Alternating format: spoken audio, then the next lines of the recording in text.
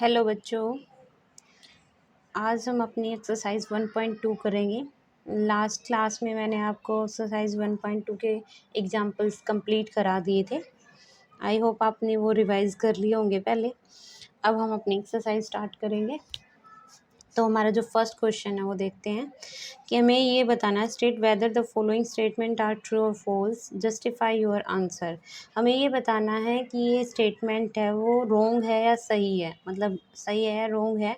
और अगर ये वो सही है, हमारी स्टेटमेंट ट्रू है, तो हमें उस आंसर को जस्टिफाई, उसको आंसर को एक्सप्लेन भी करना है कि ये सही क्यों है।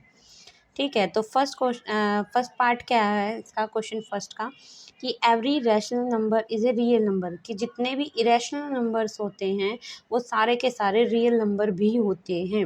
हाँ, yes, every irrational number is a real number. हाँ, सारे इरेशनल नंबर रियल नंबर होते हैं। ऐसा क्यों, देखो,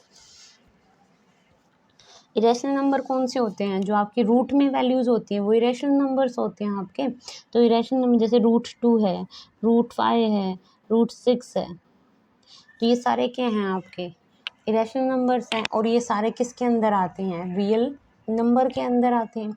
फर्स्ट क्लास थी जो आपकी 9th की बेसिक्स की, उसमें मैंने बताया था नंबर्स के बारे में, नंबर सिस्टम के बारे में सारी चीज़ें बताई थी मैंने कि रियल नंबर के जो पार्ट थे वो सारे, जैसे नेचुरल है, होल नंबर है, इंटीजर है, रैशनल है, इरेशनल है, ये सारे के सारे रियल नंबर के अंडर आते हैं। ये रियल नंबर के ही सब पार्ट्स होते हैं आपके। तो हाँ, इसीलिए जो ये जो नंबर हैं आपके इरेशनल नंबर्स हैं, ये सारे किसका पार्ट है? रियल नंबर का पार्ट है। ठीक है, आपका सेकंड क्वेश्चन क्या है, सेकंड पार्ट क्या है कि हम देखो, सेकंड पार्ट है कि every point on the number line is of the form √m where m is a natural number. कि मतलब जितने एवरी पॉइंट नंबर लाइन के ऊपर जितने भी √m की फॉर्म में जो पॉइंट होंगे, तो उसमें जो m होगा वो नेचुरल नंबर होगा। अगर m, ये कह रहा है कि m अगर नेचुरल नंबर है तो हम उसको नंबर लाइन के ऊपर √m की फॉर्म में रिप्रेजेंट कर सकते हैं। ये क्या हमारा गलत है। गलत क्यों है? सेकंड क्या आपकी स्टेटमेंट फॉल्स है। ऐसी क्यों है? क्योंकि इसने कहा कि √m, और m क्या है इसमें? m है हमारा नेचुरल नंबर। फर्स्ट बात, नेचुरल नंबर क्या थे आपके? पॉजिटिव नंबर से। कौन से नंबर थे आपके? Positive numbers. जो आपके पॉजिटिव नंबर्स होते हैं वो क्या होते हैं आपके? Rational number, sorry, natural number होते हैं। जैसे 1 2 3 4 5 6 7, ये सारे आपके क्या थे? नेचुरल नंबर्स थे आपके। ये होते हैं पॉजिटिव नंबर्स।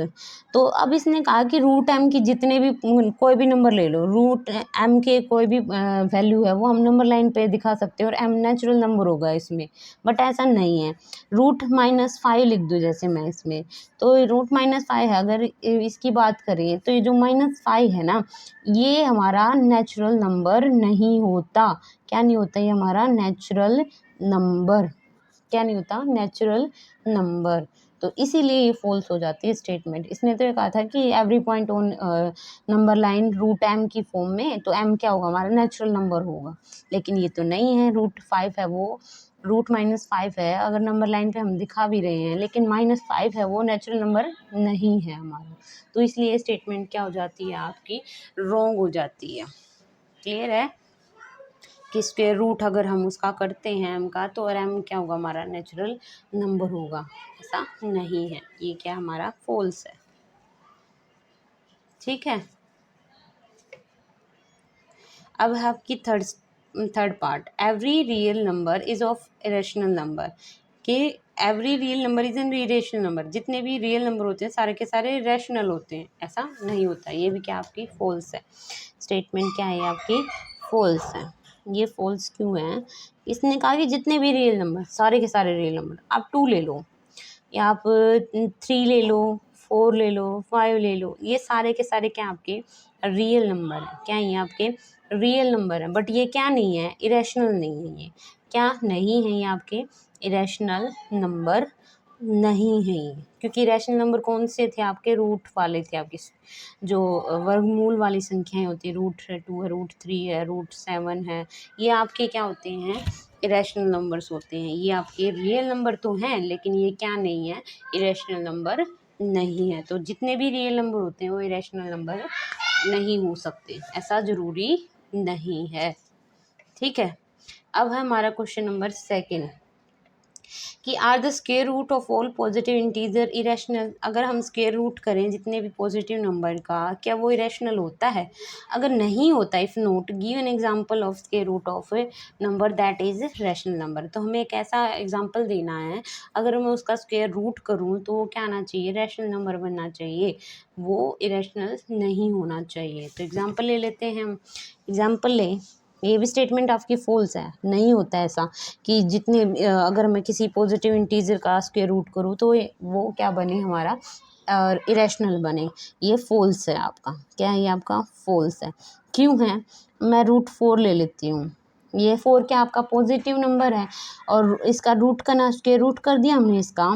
जब मैंने इसका स्क्वायर रूट किया तो इसका स्क्वायर रूट 2 होता है और 2 जो होता है आपका रैशनल नंबर, इरेशनल नंबर नहीं होता। ये क्या होता है आपका? रैशनल नंबर होता है। ये आपका क्या है? Rational number. Rational number P by Q की फॉर्म में होते हैं ना, तो ये रैशनल नंबर कैसे हुआ? क्योंकि इसके नीचे हम 1 तो लिख सकते हैं, जितने भी नंबर्स होते हैं उसके अपोन में 1 तो ऑटोमेटिकली होता है। तो ये क्या आपका रैशनल नंबर तो है, लेकिन ये क्या नहीं है? इरेशनल नंबर नहीं है। स्क्वायर रूट इसका क्या होता है? 2 होता है। 2 इरेशनल नंबर नहीं होता। ठीक है, तो इसलिए ये क्लियर हो गया आपका। अब है next question number third. Question number third क्या है? Show how √5 can be represented on the number line. हमें ये दिखाना है कि √5 को कैसे हम नंबर लाइन के ऊपर रिप्रेजेंट कर सकते हैं, ये दिखाना है। अब क्वेश्चन नंबर थर्ड, तो हमें ये ले लिया नंबर लाइन, बीच में आपका क्या होता है? 0। इधर हो गया हमारा +1 +2 +3 +4 +5, -1 -2 -3 -4, ऐसे हो गए हमारे नंबर्स। ठीक है, अब हम क्या करेंगे? नंबर लाइन पे स्केल से हम 2 सेंटीमीटर यहाँ ले लेंगे। 2 सेंटीमीटर लिया, ये लेंथ। इस पे हमने एक परपेंडिकुलर ली, हमने 1 सेंटीमीटर ले लिया। 1 सेंटीमीटर लाइन ड्रॉ की हमने। इस पॉइंट को ए नाम दे दिया, इसको हमने बी दे दिया और इस पॉइंट को हमने सी नाम दे दिया। अब हमने ज्वाइन कर दिया ए और सी को। किसको ज्वाइन कर दिया? ए और सी को। अब हमें क्या करना है? ए सी की वैल्यू निकालनी है। तो जो पाइथागोरस थ्योरम है, ये परपेंडिकुलर है, तो ये क्या बन गया आपकी? राइट एंगल ट्रायंगल बन गई। राइट एंगल ट्रायंगल बन गई तो पाइथागोरस थ्योरम जो होती है आपकी, पाइथागोरस थ्योरम क्या कहती है? अगर कोई राइट एंगल ट्रायंगल है तो उसमें जो उसका बेस का स्क्वायर, मतलब ए बी का स्क्वायर, बेस का स्क्वायर प्लस परपेंडिकुलर का स्क्वायर मतलब बी सी का स्क्वायर, उसके हाइपोटेन्यूज के स्क्वायर के इक्वल होता है, ए सी के स्क्वायर के इक्वल होगा आपका। ये आपकी पाइथागोरस थ्योरम कहती है। तो अब इसके अकॉर्डिंग अगर हम चलें तो देखो, ए बी की वैल्यू कितनी है आपकी? ये 2 है, 2 का स्क्वायर हो गया, प्लस ए सी की बी सी की वैल्यू कितनी है? 1, 1 का स्क्वायर हो गया, इक्वल टू ए सी की हमें निकालनी है। 2 का स्क्वायर कितना हो गया? 4, 1 का square 1 is equal to A C square, 4 + 1 5 equal to A C square. जब स्क्वायर इधर आएगा तो किस में कन्वर्ट हो जाएगा? रूट में। तो ये क्या बन गया आपका? √5 इज इक्वल टू ए सी का, ए सी बन गया। तो ए सी की वैल्यू कितनी आ गई आपकी? √5। तो निकाल दिया आपने √5 की वैल्यू। अब हमें आपको काम क्या करना है? कंपास लेना है, कंपास को ए सी जितना खोलना है, इतनी लेंथ जितना खोलना है, और खोल के यहाँ से आपको क्या करना है? कट करना है। ये लाइन को आप जब यहाँ से आप कट करोगे तो ये पॉइंट जहाँ पर मीट करेगा नंबर लाइन पे, वो 0 से लेकर उस पॉइंट तक की जो लेंथ होगी वो क्या आएगी आपकी? √5 आएगी। क्या आएगी? √5 आएगी। इस तरीके से आप क्या रिप्रेजेंट कर दोगे? √5 को किसके ऊपर? नंबर लाइन के ऊपर। ठीक है, तो आपकी एक्सरसाइज 1.2 कंप्लीट हो गई यहाँ पे। अब हम नेक्स्ट क्लास से करेंगे। नेक्स्ट क्लास में एक्सरसाइज जो 1.3 है उसके एग्जांपल्स करेंगे, उसके बाद आपकी एक्सरसाइज कंप्लीट करेंगे 1.3 को। अगर मेरी क्लास आपको पसंद आए तो प्लीज़ लाइक करें, शेयर करें, कमेंट करें और सब्सक्राइब करें। Thank you.